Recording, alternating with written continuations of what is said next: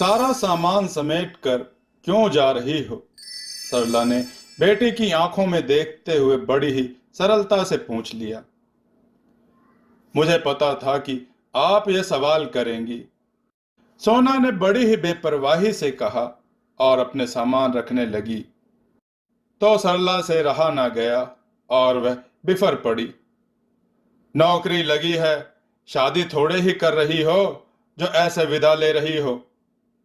माँ, मैं आपको आजाद कर रही हूं। अब आप अपने पति और बेटे के साथ आराम से रहिए और मेरी चिंता छोड़ दीजिए। यह सुनते ही सरला जैसे अपने आपे से बाहर हो गई तो बेटी के मुंह पर एक तमाचा जड़ दिया। अच्छा किया आपने, अच्छी विदाई दी।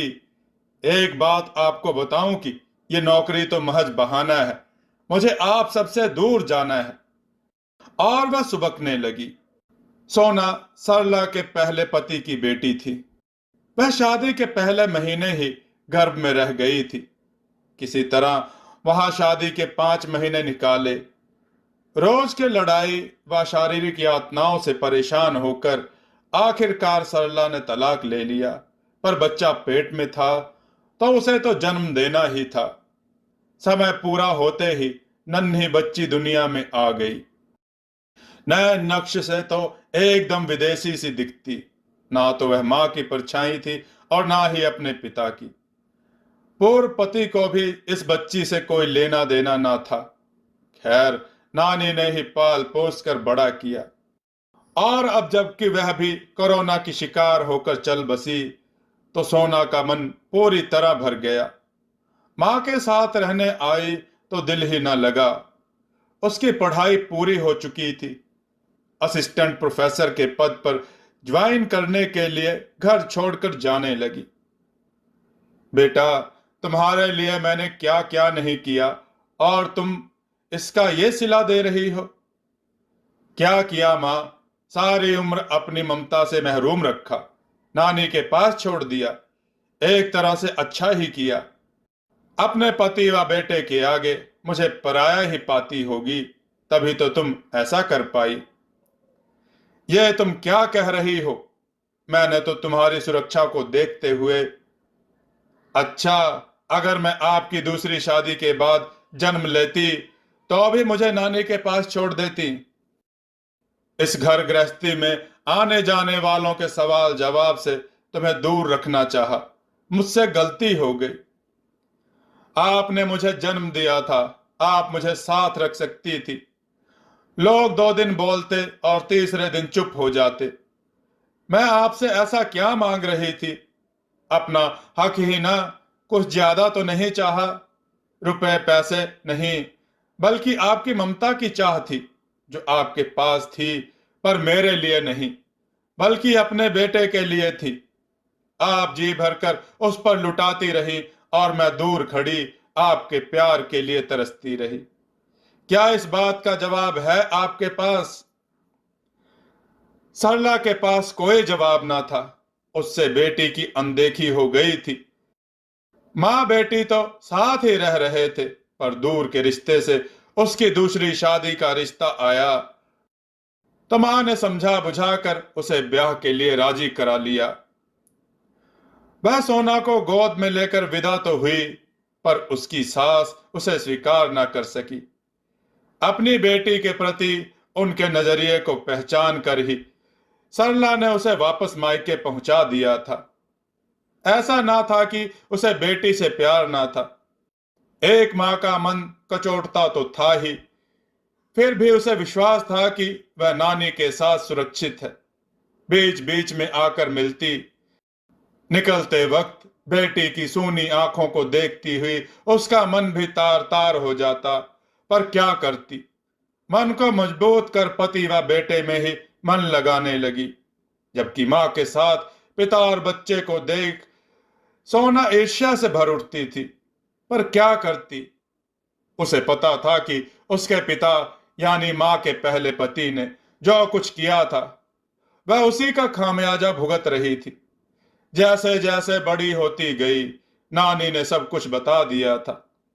कुछ बातों में वह मां के पक्ष में थी, पर मां के प्यार पर अधिकार का ना होना ही उसे व्याकुल कर जाता। सच्चाई तो यह थी कि उसका भी मन करता कि वह अपनी मां की गोद में सर रखकर सोए, पर सरला शादी के बाद अपनी नई घर गृहस्थी में व्यस्त हो गई थी। बेटे के जन्म के बाद तो सोना का रहा सहा हक भी जाता रहा। सब साथ रहे, हंसते बोलते, पर वहां उसका कोई नहीं है। और अब जबकि उसकी नौकरी लग गई है, वह सारे झूठे रिश्तों को छोड़कर नई जिंदगी शुरू करना चाहती है। हाँ, उसे सारे रिश्ते झूठे लगते हैं, सब कुछ दिखावा लगता है और सहन नहीं होता है। ऐसे भी जितना सहना था वह सह चुकी है। उसे सब भुलाकर अब वर्तमान में जीना है। और यही सोचकर उसने वाराणसी के एक प्रसिद्ध कॉलेज में आवेदन दिया और अच्छे अंकों के कारण उसे नौकरी भी मिल गई। वहां एक से बढ़कर एक लड़के उसके लिए विवाह का प्रस्ताव लेकर आए, पर उसकी रुचि उस ओर न थी। उसका मन तो अपने बचपन में ही अटका था। खुद को संभाल कर उसने स्वयं को काम के प्रति समर्पित कर दिया। पहले तो अपनी खोज खबर सरला को फोन पर दिया करती, पर धीरे धीरे वह भी बंद हो गया। आज सुबह जब सरला ने अखबार खोला तो देखा कि सोना की तस्वीर मुख्य पृष्ठ पर छपी है। आगे का समाचार पढ़कर उसकी आंखों में आंसू छलक आए। उसकी बेटी को काशी यूनिवर्सिटी की ओर से रिसर्च के लिए जर्मनी भेजा जा रहा है। साथ ही उसी यूनिवर्सिटी में स्थायी नौकरी भी दी गई है। ऑफर लेटर के साथ सोना की संलग्न तस्वीर देखकर गर्व से उसका सीना चौड़ा हो गया। आज उसे विश्वास हो गया कि उसकी जुझारू बेटी कोई आम बच्ची नहीं, बल्कि असाधारण प्रतिभा की धनी है। उसके मन में आत्मग्लानि के ऐसे भाव उठे कि वह अपनी ही नजर में शर्मिंदा महसूस करने लगी। बेटी के विदेश जाने से पहले अतीत की गलतियों के लिए क्षमा मांगने की इच्छा तीव्र हुई तो बिटिया से मिलने निकल पड़ी। मैं कमजोर थी बेटी, इसलिए दूसरों के अनुसार समझौते करती चली गई।